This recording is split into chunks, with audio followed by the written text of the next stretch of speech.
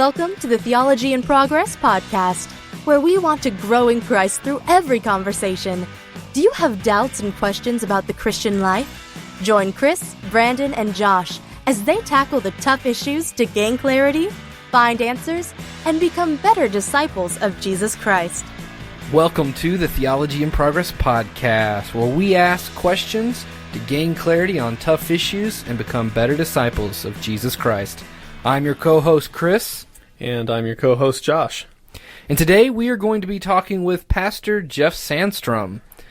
Jeff has been a church planter and is currently a pastor at a large megachurch. He's got quite a variety of experiences in what God has kind of taken him through and not really taken the traditional path that we're used to thinking of when we think of pastoral ministry or traditionally of climbing the hierarchy ladder. Yeah.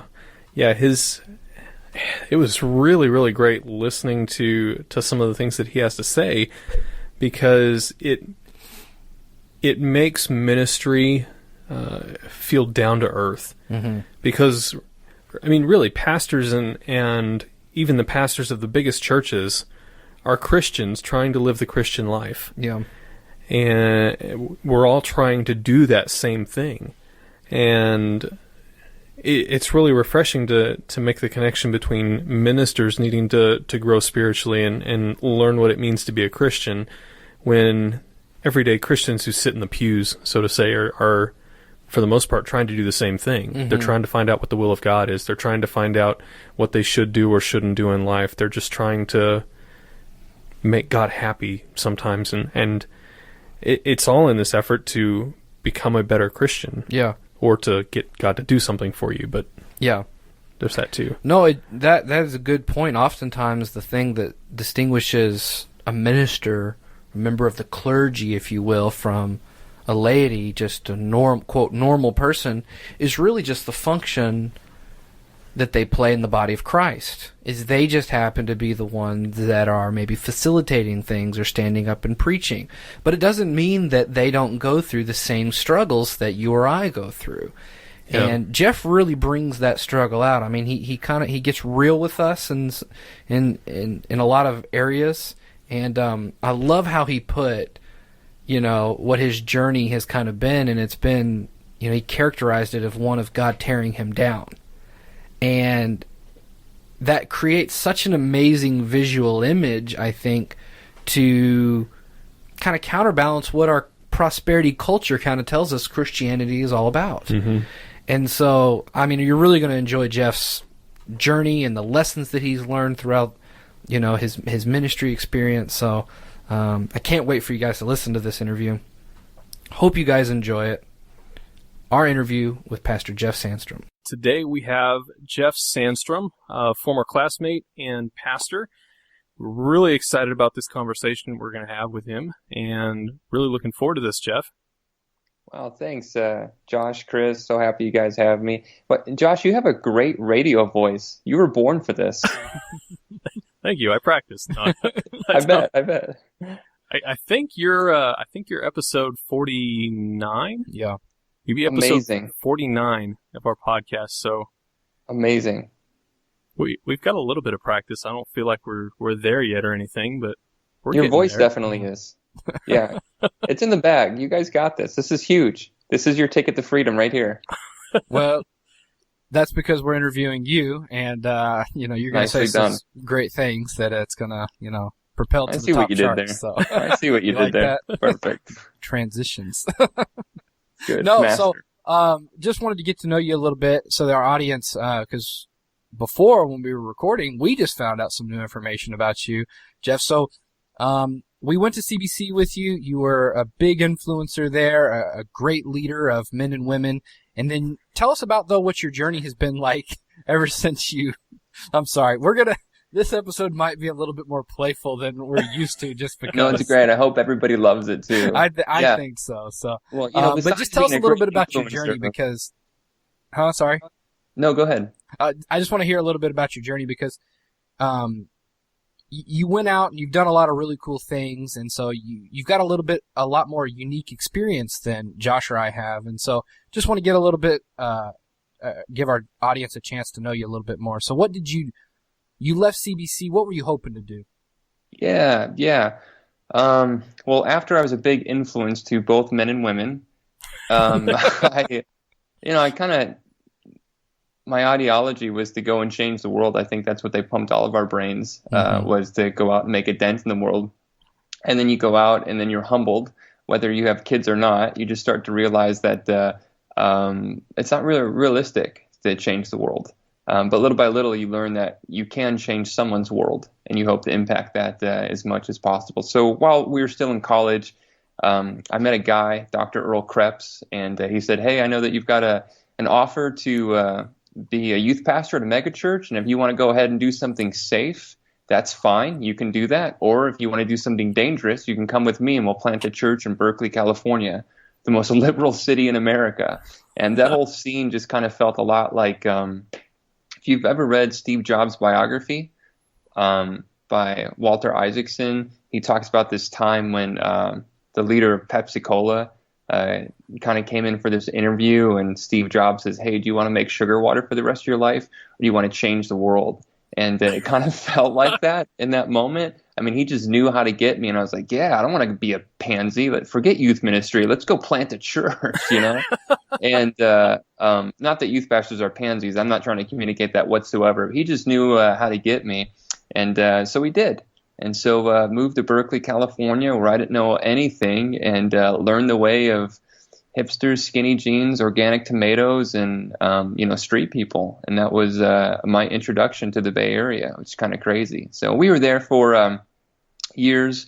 While being there, long time friend and eventually girlfriend and then wife, Erica, moved out there, and we were there for years and kind of helped build this church from the ground up, which was a great experience. And we saw God turn nothing into something. This living, breathing, working church. Kind of worked ourselves out of a job, and I thought this was great because everybody's doing everything, and we're just reaping all the benefits. Until one night, we went to sleep in our high-rise apartment with a balcony that overlooked the ocean, and Erica's already unconscious, and I soon slipped into my coma, and I had this dream. Where I saw these familiar faces of people that I knew from Chicago. And they were in a place that was completely separated from God. Some may call this hell. And they turned to me and said, "How come you never told us?" And I think it was at that moment I realized that maybe this wasn't it. Maybe there was more. And so after prayer and counsel, we felt like God was calling us to move across the United States to Chicago to plant another faith community. That's exactly what we did. Although when we got there, we didn't know what we were doing at all. You'd think we would because we had been through it before. But somehow when you're standing in your new land, it's just completely different. I mean, we went from hipsters and boat shoes to moms on Prozac driving Hummers. And it was just a different world, you know. And And so we started to build a new kind of church. We thought that we would rent out a movie theater and give away a car to draw in a crowd, because that's what you do when you're a church planter and you have a cool haircut, a new one every month.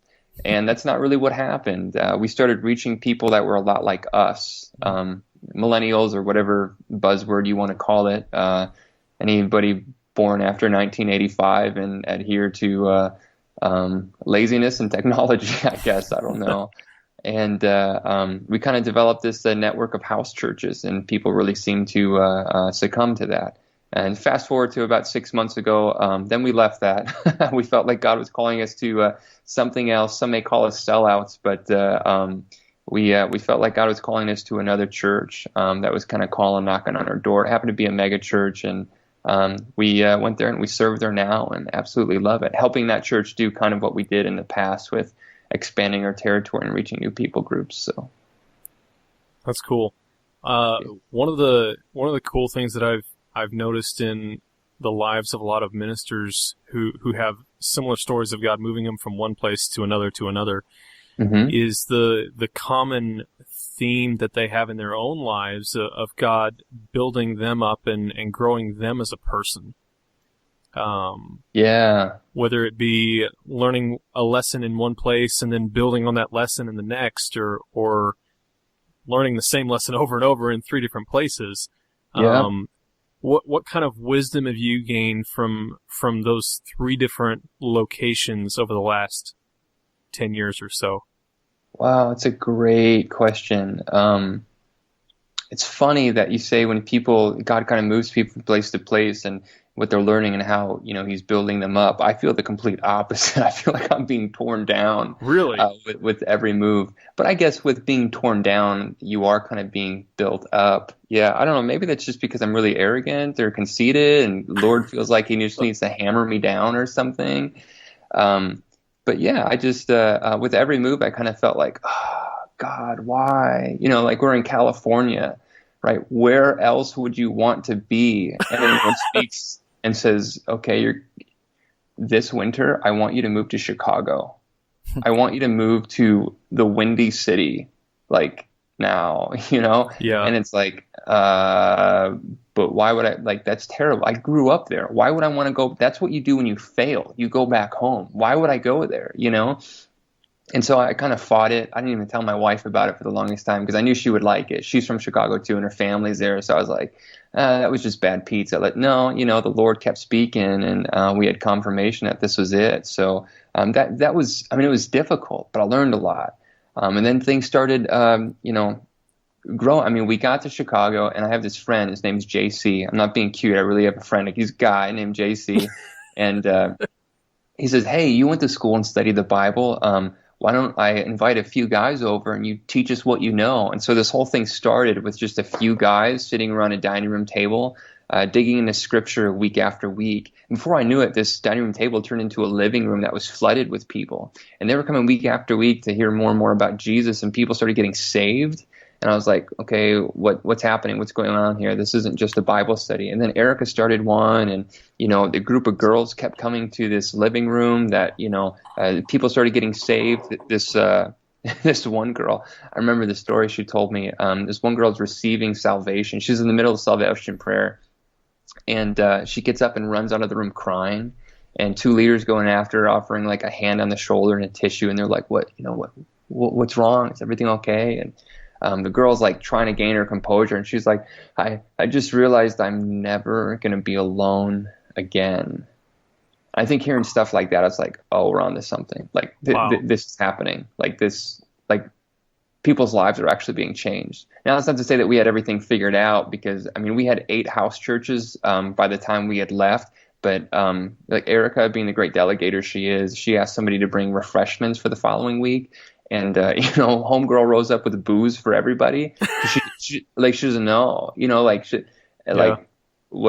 what's wrong? This is what we do. Like, well, since then we kind of made it known that house church was going to be a chemical free zone. We didn't want to be shut down by the district before anything really got going.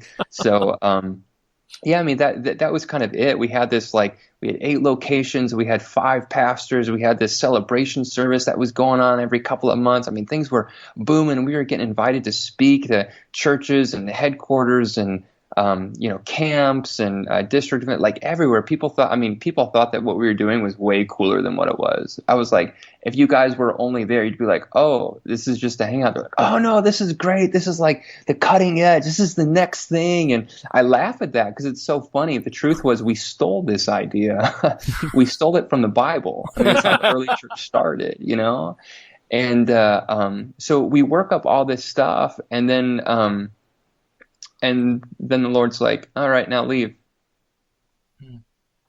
And that's not always easy. It seems like as time goes on, it actually gets harder and harder. Just when things are going well, just when you've got all the pieces where you want them to be, God's like, okay, you're done.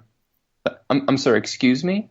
I just spent the past few years telling everybody that, the way we do church is all wrong. We've got it wrong. And house church is it. It's the new way. With the way the government's working, they may shut down churches at some point, and government funding and taxes and property taxes out. House church is the way. There's no overhead, Mm-hmm. And then I take a job at a mega church, and people are like, I didn't see that coming. Yeah, neither did I. It just the Lord works in mysterious ways, and yeah, it's just been a wild ride to be like, okay, you've been the main guy, you've been the guy in charge all this time, and now I want you to humble yourself and go somewhere where you take orders from someone else. I'm like, no, Lord, see, this isn't the way it works. Usually people work up to a certain position, not go backwards. Mm-hmm. And I feel like in some ways we've kind of gone backwards. But so in the ways of building up, I don't feel like I'm being built up. I feel like I'm being torn down. But the beauty of that is, I think that when the Lord tears us down, I don't mean that he's some angry God from the quote unquote Old Testament, but I think that the Lord tears us down in ways only to build us up even stronger than what we were before. At least that's been my experience.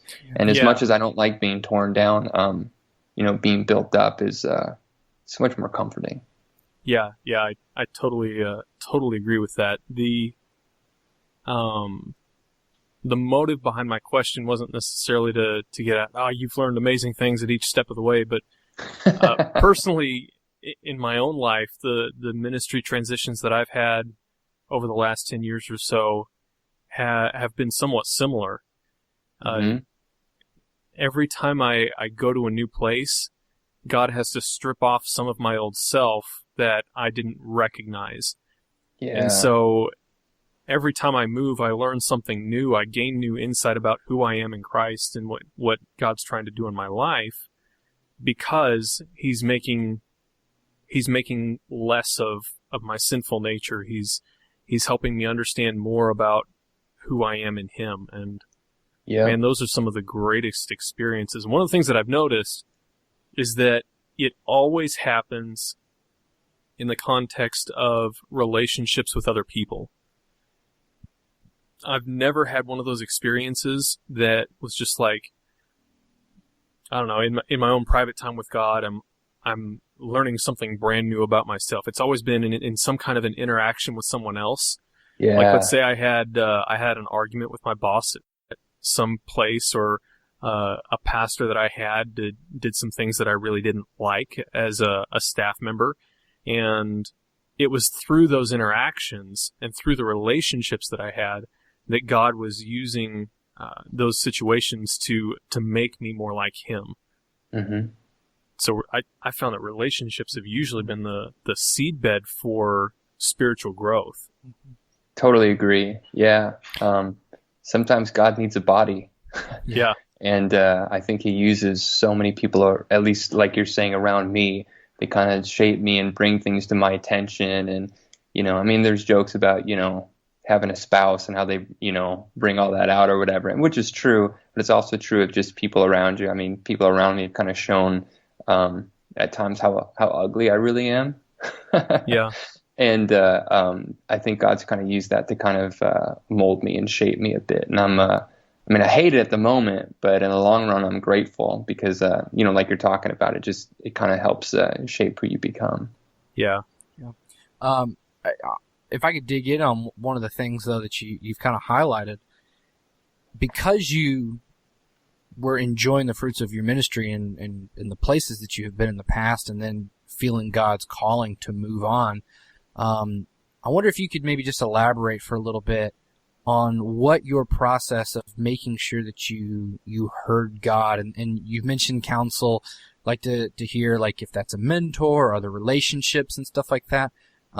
Because, in our culture, and that's the question that everybody wants to ask, is how do you know that you've heard God? Yeah. And so, you've made some pretty big steps, like you were saying, that appear to be steps backwards. Mm-hmm. And so, those are pretty big steps of faith right there. So what did your process look like for making sure that you really heard from God? Or was it just one of those things that was like, it wasn't audible, but it might as well have been? Yeah, that's a really good question. Whenever people say that, they'll ask and be like, so how do you know it's really God? Now, how do you know that something's really God, or it's just a thought that you want, something you want to make happen? I'm like, wow, that's a really good question. And a lot of times I kind of like to siphon it to like marriage, in a sense. when when we were all in college, I would always ask that question because, okay, here's what happened. Like 2 years went by. I was like, okay, I'm going to go to CBC and I'm not going to date anybody in my first year because I'm focused on God. You know, I'm dating Jesus. That's where I'm at. And then like I get to my senior year and I'm like, holy crap, I haven't dated anybody. And in a year, I'm going to graduate and I'm going to not be married. And you know how hard it is going to be trying to get a wife while you're a pastor? That's like the worst thing ever. And so like I need to start like dating or something. Like something's got to change. So I would ask people, well, how do you know when you found the right person? And people would say this and it would tick me off all the time. Be like, oh, you just know. Like, what does that mean? What do you mean you just – that's not an answer. That's a cop-out. Like, what do you mean you just know? And but once you go through it and you're like, oh, yeah, it's true. You just know. And it's like – but like in college, okay, I don't know if we're going to have to edit this out or not.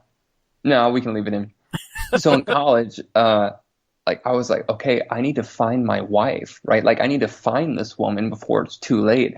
And so I had some friends in my apartment and I put together a PowerPoint presentation and I had like probably about 10 different possibilities of girls in our class. And I was like, okay, guys, here's the pros and cons. Help me work through this.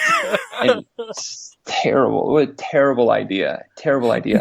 But when all is said and done, it's funny because like I had this plan, right? I'm like, okay, I want to know who it is I'm marrying. So we need to start dating by junior year so that we can get married the summer we graduate. And then we can start our life together. Well, here I'm a senior and none of that's happening. I'm like, God, come on. Like we've got it. We work with me here. We've got to do that. And then all of a sudden, Erica comes along, which she wasn't even one of the 10 on my list in the PowerPoint presentation.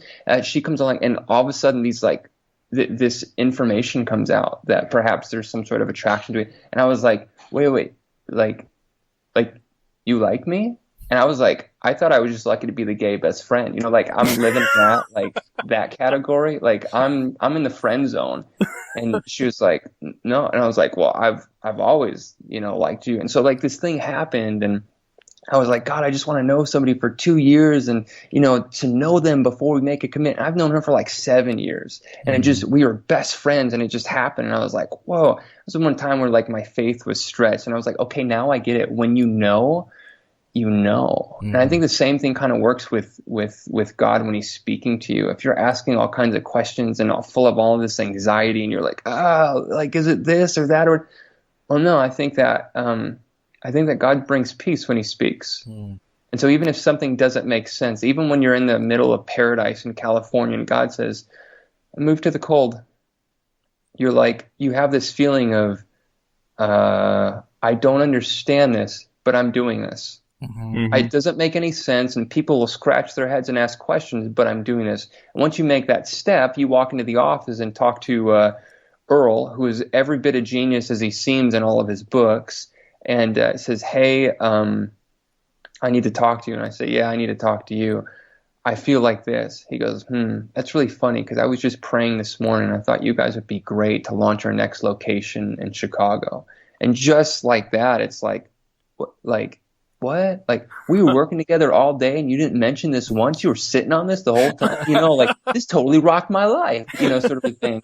And it's stuff like that. And you're like, yeah. Lord speaks, and like the dream, God just brings these people to mind who may go to hell if you don't go back and tell them what you know. And you're like, yeah, okay. And then like the thing with the whole, you know, mega church thing, I'm like, I'm not working for the man. Like we paved our way. We are Facebook, man. We are like, we are startups. We are, you know, and then Lord says, no, IBM needs Jesus too. That's terrible. That's a terrible analogy. Well, you're talking about, you know, Silicon Valley stuff anyway, so why not go there? Yeah, exactly. I think that, I mean, it's not meant to be a cop-out, but when the Lord speaks, you do. You just know. And if you find yourself trying to talk yourself into something, it may not be the Lord. It may be another voice. But I found when I'm trying to talk myself out of something, it's when God's speaking. It's just something I don't want to do. I mean, that's not true, you know, in every case and scenario, but it's rang true in my life. Well, I love that you didn't I love the explanation there, because we're often just looking for a magic formula, of this is what it looks like when God speaks. Yeah. And the truth is like you said, there's not a one way that it happens, but it's something that you must trust, that once he speaks, like, I loved your description of, the anxiety of wanting to go back and forth. And that's probably a good sign. Maybe not always, but it's probably a good sign that you haven't heard from the Lord fully yet. And, or that it's not time for you to move or jump on something, right? Because he's not right. looking to lead you off of a cliff. He might lead you through darkness, but he's going to be there and hold your hand through every step of the way, and you can walk with him in confidence. Yeah, absolutely. So that's a great point. Thanks, Chris. You had a question?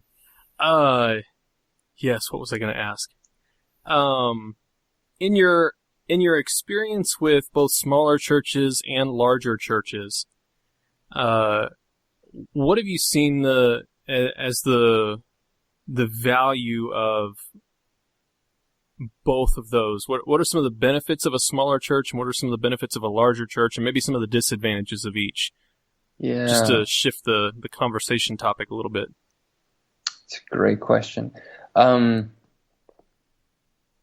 Sounds like there's 4 different questions there, and it could just be one question rolled in one. I think that probably stems from the idea that our greatest strength is our greatest weakness.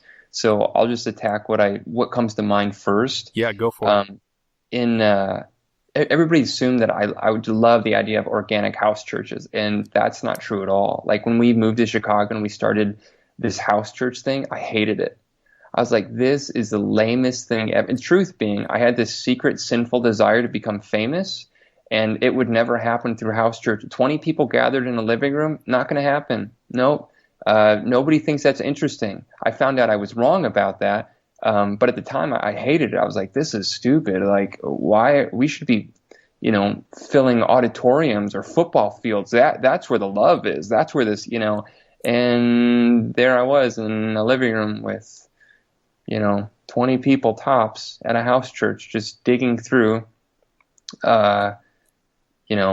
expository preaching verse by verse, going through, a gospel and then Acts and then Pauline epistles, and just going through teaching people what they never knew before. And I was like, this is the lamest thing ever. But through it, I think the greatest strength and the greatest weakness was that didn't give a whole lot of exposure. There were awkward Sundays where like half the people were gone, so you have like a few people, and you're like, so do we still do worship, or do we just talk today? It's kind of strange, but it's also the greatest strength because it taught me how to be a Christian again. For so long we go through school and classes or this and that, and which isn't bad. Like, all this is great. I mean, we learn a lot, but we get so wrapped up in academia or even just the culture of Christian church, and it's like you know how to play it, but you kind of forget how to live it. I mean, there was a point in time where like I didn't have any friends that weren't Christian. I didn't know anybody who wasn't a Christian. Like, I'm like, so why am I doing this then? Just to manage everybody who believes and to tell them what they already want to hear? Like, what's happening? Why am I not going out? And so, leading the smaller church, the house church thing was really helpful because it taught me how to be a Christian again, and it taught me how to lead other people in that. So like every week, everybody had to come back with 5 names of people that they met in the community, whether it was a clerk at a grocery store or a librarian or whatever it was, 5 new people. They had to get their names, and we would write them on this big wall, this big board back at whose ever house we were hosting the house church at. And we write the names down. We pray for them every week. And so after we got like 2,000 names, we would go out and start witnessing to these people and telling them about what we knew. And we had been praying for them for months. And I was like, oh yeah, that's how you do it. You meet people and you care about them more than yourself. Like, that's what this is about. So that's the greatest strength and the greatest weakness when it comes to that. I hated speaking at house churches because on the flip side, when you speak at a big church, that is like speaking in front of thousands of people is so much easier than speaking in front of 20 people at a house church. It's so easy because there's so much in between you and them, even if you don't use notes. there's the lights, there's stage, there's stairs, there's rows, there's this and that, and people will laugh at everything you say because they want to be entertained. When you're standing in front of 20 people at a house church, like, it's almost like they can see through you. Mm-hmm. It's like they can tell if you're not smoking what you're selling. Mm-hmm. And that is scary. At least to me, I'm like, if I don't really believe this, I'm in deep trouble. So I better know my stuff, and I better actually live it, because there are times when people coast and they're just not feeling it or whatever. But when you're in charge of discipling a small group of people like that, like they see everything. And any slip up that you make could be detrimental to somebody's spiritual walk. Now, on the flip side, in a bigger church, that's actually a bad thing. The fact that people can hide, and I think, I've had at least half a dozen friends that have fallen due to, I don't know, we call it moral failure. I don't know why don't we just say somebody had sex with somebody else? I don't know why we call it moral failure and kind of package it, but yeah, people have made bad mistakes. I mean, we all do. Some have higher consequences, and because of that, they have to be taken out of their leadership roles. And I think sometimes it happens in a bigger church.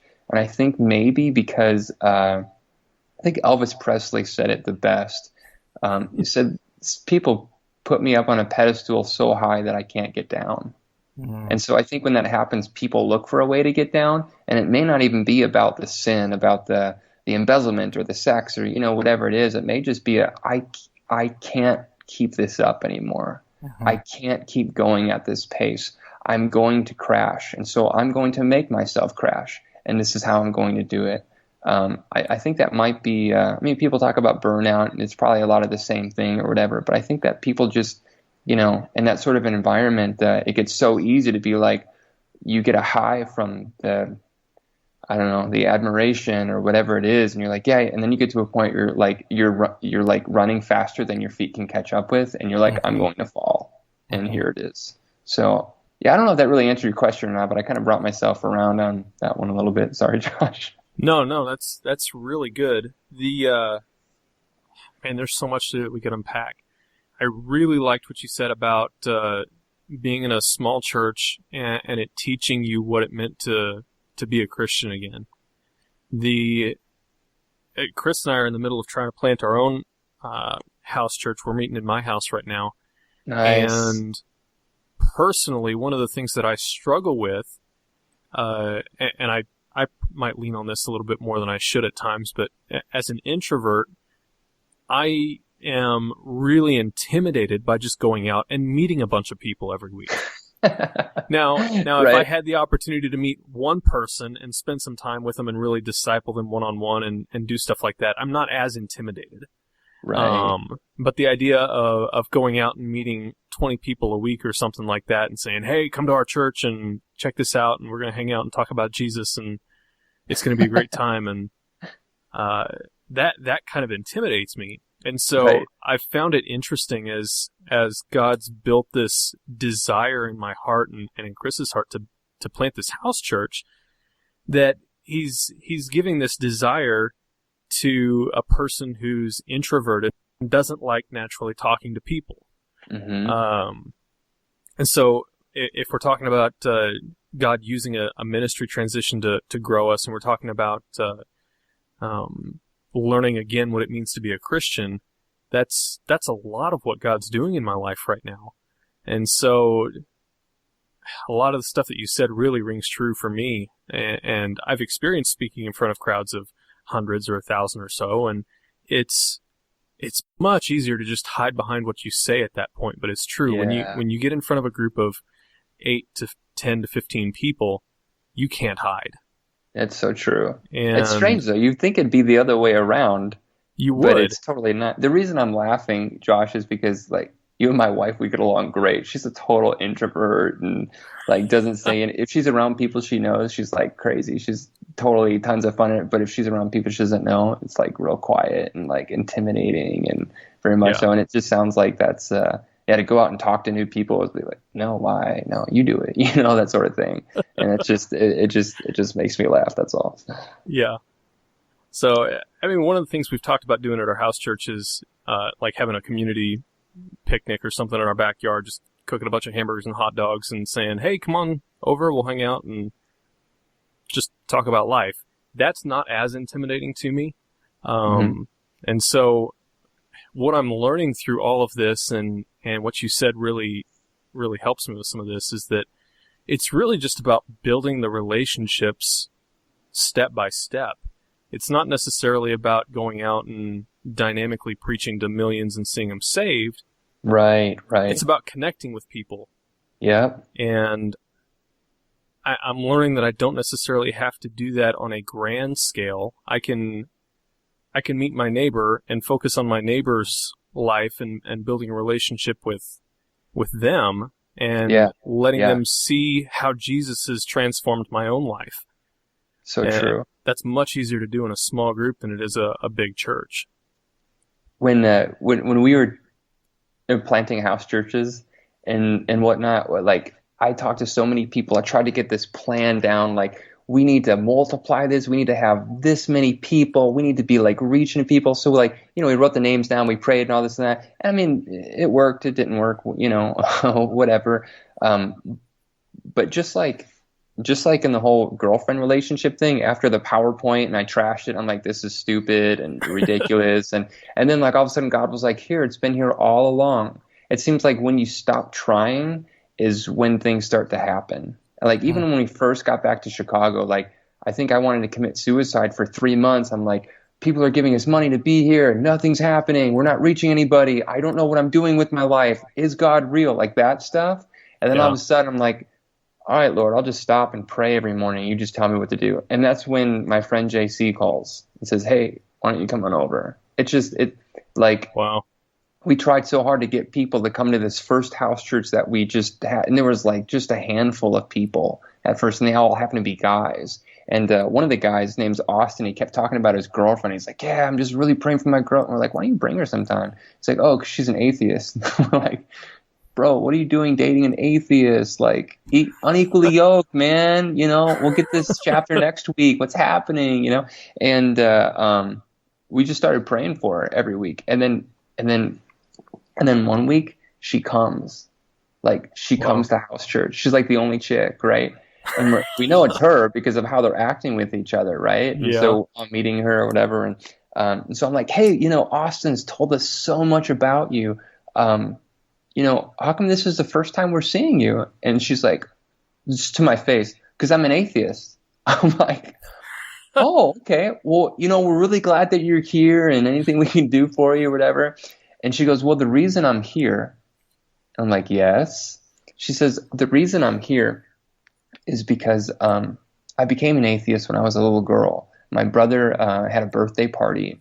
And he was a year younger than me. We were both crossing the street to get ice cream, and a car came and hit him and killed him right in front of me. Wow. And from that moment, I decided that there was no God, because no God would ever allow that to happen. And she said, fast forwarding to last week, she said, I had a dream. And in this dream, my little brother appeared to me. And he said, this church that your boyfriend keeps asking you to go to, you need to go and listen to what they have to say if you ever want to see me again. Wow. And she's telling me this, and I'm like, you can't make this crap up. Like, this is crazy. Her dead little brother appears, and I'm like, and then she comes and she gets saved that day and gives her heart to Jesus and starts this journey of what it is to walk out of, and I'm like, you don't get to see this at megachurch. I mean, it's happening, but you don't get to see this, like the dynamics of like life change happening right in front of you. I mean, you might be able to see it, but most of the time you're filing paperwork and rallying volunteers, and all that stuff is great and needed. Yeah. But this, I'm like, Jeff, don't want that. Want this stuff that's right in front of you. And I'm sorry, I totally lost track of your question. I wanted that story, but it was a cool story. So. No, that was really good. That's great. Yeah. And so, I mean, you keep comparing some of this, the house church to the mega church, and we've talked about they each have their pros and cons. So Yeah. what are you thinking now? Maybe you don't have solidified thoughts yet, and that's okay, but transitioning from being able to see it, you can hear that you're still kind of longing to be part of that life change from that smaller church, I think. What is it that maybe a larger church, and it doesn't even have to be a mega church, but maybe just a decent sized church of, Sure. a few hundred people, what are some really good ways that congregations should prioritize relationships there? It could be small groups. I know that is a very popular model. Sure. That's, kind of imitating the house church movement for Wednesday nights, usually. Right. But how do you go about maintaining and building those deep spiritual connections that we all need as Christians? Yeah, it's a great question. One of the things that I've kind of given myself to at Calvary Church, is where I'm at now, is for a church that has 7,000 people coming in on a weekend, they kind of a revolving door can take place there, where people come in and come out and come in and come out every week just to come and see the show, because there's only a small percentage of people that are actively involved in ministry at the church. And so one of the ways that we thought maybe we could get more people involved was by relationship, because a lot of people just come and you don't know anybody, you just leave. You come and you leave, and you come and you leave. And so we kind of thought, what if, because it's what I know, what if we could break down the sanctuary, and instead of it being a large room, it would be just like a bunch of little house churches everywhere. So kind of the idea of small groups, but not small groups like going to somebody's house or whatever, but having like a section host. So each section has a host that's in charge of knowing everybody in their section, and they do things together. So like they're competitive in ways, and which section can yell the loudest or all that kind of stuff. And I mean, it's maybe kind of childish and elementary, but then again, so is church sometimes, right? So we kind of have these section hosts that are leaders within the church that kind of are in charge of creating an identity for a whole section of people, instead of just coming. So you can't just come in and hide. Like, that's why some people may want to go to a bigger church, but we want to make that impossible. Like, if you're coming in, it's not to hide. You're coming in to join. It's like medieval times. You're joining a team, whether you want to or not. Like, and may your horse win. I mean, that's the whole idea behind all of it, and it kind of helps give things identity. So I think, it doesn't have to be small groups or life groups or whatever people call it, but I think the idea of making a big church feel small is extremely important, because without that, people don't have relationship. They just have an event, and an event is not really what Jesus died for. The relationship is. And so if we can help create that, even in a room filled with thousands of people, I think we might be a little bit closer to what Jesus had in mind. So that's the idea. What can people do? Section hosts, they walk across the aisle and shake someone's hand and say, "Hi, my name is." That's how it starts. And do you have to be an extrovert in order to do this? No. This may be kind of a shock to you, but I am a closet introvert. I draw my energy from being alone. But like we talked about, being up in front of people doesn't really do anything unless it's a small house church. Then it terrifies me. But being in front of people is just, you can't see anything with the lights anyway. You might as well be in the dark by yourself. So, you can be on in a sense, and you can say, "Hi, my name is whatever." But if you, even as an introvert, you can kind of, don't get me wrong, it's totally awkward to go up to somebody in a grocery store and be like, "Hi, I'm a pastor of a house church. Would you like to come?" and give them a card. That's weird. Like, nobody, like, that's very strange. I totally know, guys. I've totally been there. Like, you're trying to pray for people, over spiritualize everything. I did it for years. I'm just like, there has to be an easier way, Maybe we just like rent a sign. No, we can't do that, because we can't put somebody's address up on a road sign or even online. It's just, how do you go about it? It's crazy. I totally get it. But yeah, I think the moment we get comfortable is the moment we die. I think if we're not in that moment, like you talked about earlier, Josh, you talked about how it's helping me become a better Christian. Yeah, once you lose that, I think you die. Because, smarter people than me have said, if you're not growing, you're dying. So if you're not doing something to stretch and grow a little bit, like there is no standing still. There's no Switzerland. Like you're dying is what's happening. You're just not realizing it. So any way to grow. And for some people, it's shaking a hand and saying hi. Other people, it's like, hey, come over to my house and let's share a meal. Other people are like, oh, that's too much. It's just kind of I think where things kind of fall. I think to be a great evangelist or to kind of reach the world, like if you can manage the art of having a great barbecue, I think Jesus smiles upon that. If you can host a great barbecue, I think you can save the world. Wow. That's a quote right there. That'll I like preach. that. I like that. Well, and also just, some of my thoughts while you're talking, and it really seems like sometimes I like that emphasis on growth. But sometimes, speaking again as an introvert, sometimes the best way to get out of my own head and actually get me to get up and go across that aisle is to really think about that it's not about me, but it's about serving maybe that person. Yeah. And it that can seem to be, to me, that kind of seems arrogant to say like, oh, well, what am I going to do for that person by going and shaking their hand? But sometimes realizing, it's the other thing. You walk in the room and you're worried about what everybody is thinking about you when really everybody else is just thinking what you're thinking about them. Right. Right. Type of a thing. And sometimes that's really what we need to do is just get up and walk across the room. The house church kind of model forces that, because otherwise if you're sitting in a living room staring at each other and we're all just kind of, looking around and nothing happens, it becomes really awkward. And very, yes. So you have to kind of step out to kind of break that tension. Whereas, I'll be the first to admit, I wanted to go to James River for that very reason, is because I wanted to go to a church that I could hide. Yep, me too. Me too. Because I was like, the church that I was at, was a church plant, and it we were kind of done with it. And I was like, I just really want to go to a church where I don't have to do anything anymore. And so it is very possible, to go to any church probably and do that sort of a thing. But, just to what you said, if you want to maintain that spiritual growth, and, if you're not growing, you're dying. I love it. So, sometimes we have to get out of our comfort zone a little bit there. So, yeah. True. Well, for the sake of time, I'd really like to continue this conversation for a long time, but we should make these podcasts short enough for people to listen to. Good point. We've got a few wrap-up questions, and they're really general, and I want you to be able to pull from anything in life that you've experienced or studied or anything like that. So first one. Yeah. If you could require every Christian to read 2 books, which would you suggest and why?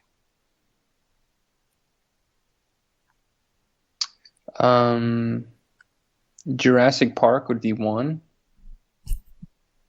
And let me talk about that first before I figure out my other book. Okay. I'm a firm believer in novels and in fiction, and I think it makes us better storytellers. And I think a lot of times, not just preachers, but anybody that's communicating the gospel, a lot of times it's force-fed. This is what you have to believe, or these are the doctrines that stack like bricks, and this is how you get into the club, and all that kind of stuff. And I kind of find that very boring. And the more I study Jesus, I realized that that's not really how he was either. He was not like, oh, believe this and you're good. Make sure that you force yourself to submit to this. And he was like, oh, once upon a time there was a man and this happened. Or you tell me which is better, this, like riddles. And I'm like, what? Like the Son of God is so mysterious. And one of the best novels I've ever read was Michael Crichton's Jurassic Park. I mean, I don't know why. Maybe I just like the movie. I'm not real sure. But I think his storytelling is just so, like, you can picture everything. And if you can tell your story, which is essentially wrapped up in everyone's story because it's the God story, if you can tell your story better, that might be a great way to reach the world. But just a thought. So Jurassic Park would be one. The other would be Man, my mind only goes to like recent books that I've read and what I've liked about them. Mm-hmm. I don't know that there's like, oh, read this. I mean, you could say the Bible, but that's weird. Other than the Bible. Yeah, other than the Bible, I would probably have to say, I just have to go with something that I've read Well, that's lately. fine. I mean, you don't have to answer another one. I mean, that's great. The Jurassic Park and the reasons you gave, I think, are Yeah, well, I'm sure everybody excellent, mentions so. Jurassic Park. I mean, it's a given. Yeah, they but, do. You're like the 20th person so far, or Yeah. something like that. I don't know. Yeah, 20th. Who Yeah, said out of that? the 50 that have been interviewed, that's amazing. It's almost half. I will take one of the books that you have read recently, though, that you've really liked. Yeah, Broken Escalators is a great book. Kind of goes along with a little bit of what we were talking about. What happens when you try to get to the next level and it seems like your escalator is broken, and what God tries to teach you in those moments. I found myself there a lot, and the book is really helpful. It's written by a friend. His name's Peter Haas. He's an ARC guy. He's out in Minneapolis, Minnesota. They just launched another site. It's a young guy like us and just totally killing it. So, yeah. Awesome.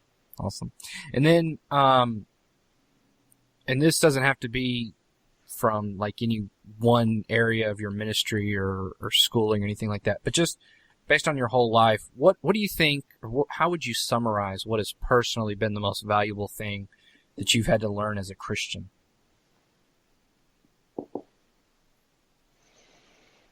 Can you ask the question again? Yeah. What's the most valuable thing that you've learned as a Christian?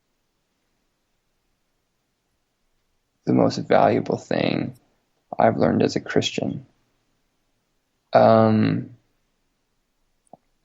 idea that it's not about getting to heaven, because that's what I was told. If you want to go to heaven, this is what you believe. It's not about getting into heaven. It's not about the rich young ruler or even the lawyer that asks Jesus, what do I have to do to get into heaven? Jesus says, you're asking the wrong question. Yeah. It's not about getting into heaven. It's how do you get heaven here? That's what this is about. It's not about some disembodied evacuation. The Bible doesn't end with us floating up into the heavenly abyss with clouds and harps. It ends with heaven crashing into earth. So how are you going to help make that happen right here and now? Because that realm does exist, and with everything that you do, you make this world better or worse. And everything you do, you say, and you think, you've got the opportunity to either bring heaven or hell here on earth. So what are you going to do with your power? That's probably the most valuable thing that I think I've learned. Wow. That's good. It's good stuff. So, just one last final question. Where can people find out more about you? You want people following you on the socials, or hear more about the current church that you're at? Tracking me on the socials, I love that. That's great. Yeah, I'm still a glutton for fame, so I want to be internet famous. Please follow me, Twitter, Facebook. I have a website, jeffsandstrom.net, so feel free to go there and check things out. And as always, we will have the links to all of that in the show notes, so you can make Jeff Sandstrom famous. So one last thing. So this is actually the last thing before I let you go, since you brought up being famous. Would you also like to tell everybody that you already are famous for starring in a wonderful movie? Okay, he's shaking his head. No, that's well, not necessary. then I'll just tease it that Jeff Sandstrom does appear in a movie out there somewhere. So good luck. Go find Were him. you there with us when we saw it? Did you come with us? I don't think I was there with you, but Okay. No, but I think everybody in our that's right. class and the classes before and after us at CBC knows about that. So That's scary. Very scary. I look for you every time I watch that movie. That's great. Thanks. Which isn't all that much, but well, Jeff, thank you so much for being on the podcast, man. This has been great. You bet. We've learned a lot. Love to hear your story of what God has done in your life and continues to do. Look forward to even greater reports as God continues to tear you down. May He eventually build you up. Yes. Thanks, Chris. Thanks, Josh. It was a joy. yeah, thank you. Another great episode of the Theology in Progress podcast. Man, that was a great conversation.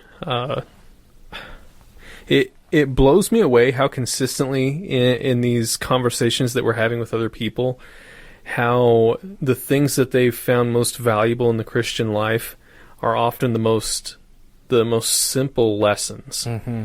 And no matter what we talk about, whether it's race relations or studying biblical history or relationships and spiritual growth in the church, all of the lessons that we've come away with personally, I mean, you and I have had several conversations, have been just these simple life lessons that have everything to do with the very basic experience of what it means to live the Christian life and be a disciple of Jesus Christ. Yeah.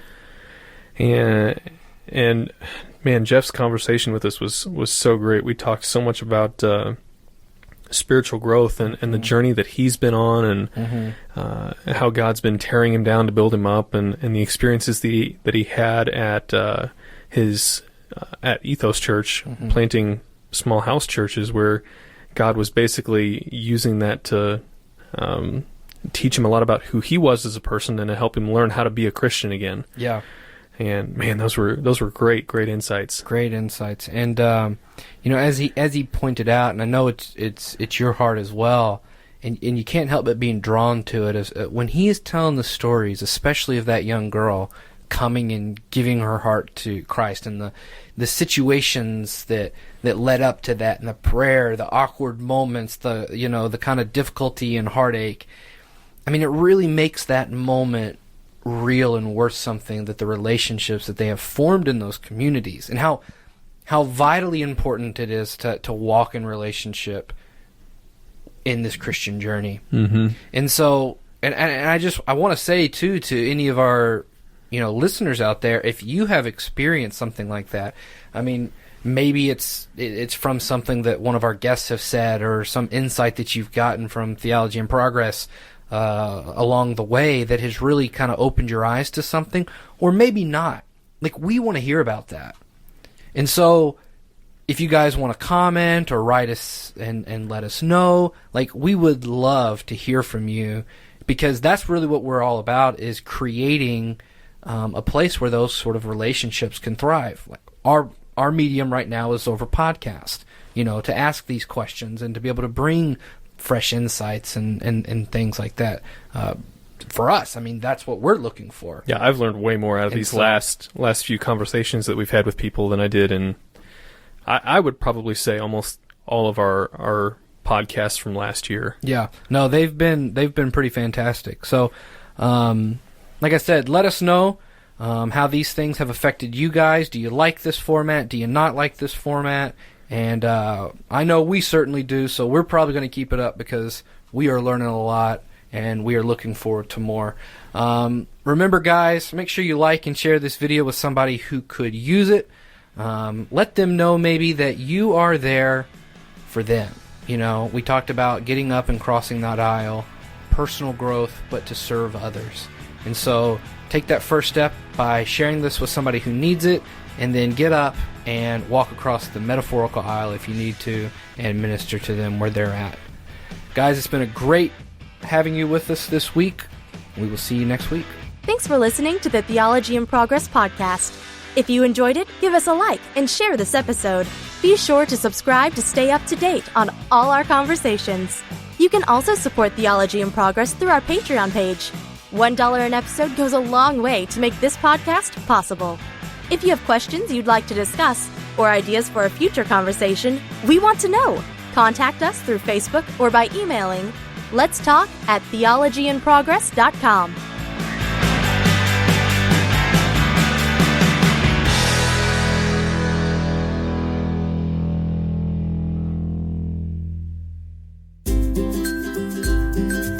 This episode is brought to you by the Daily Growth Journal. Grow in Christ by journaling just 10 minutes a day.